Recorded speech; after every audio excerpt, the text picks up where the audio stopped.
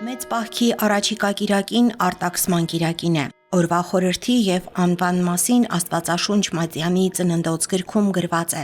«Եվ արտաքսեց նրան Աստված Եդեմի պարտեզից որպեսի մշակի հողը, որից եւ ստեղծվել էր»։ Իսկ նախապատմությունը հետեւյալն է. մարդը լսեց սատանայի խաբեբայական խոսքերը, խախտեց պատվիրանը, համտեսեց արգելված պտղից եւ որպես պատիժ անիծվելով զրկվեց Աստծո կողմից շնորհված անմահությունից։ Այդուհետ մարդն իր քրտինքով պետք է վաստակեր օրվա հացը եւ կինը պետք է ցավով ու տառապանքով զավակ ունենար եւ վերջում էլ ասվեց նրան հողեիր եւ հող կդառնաս։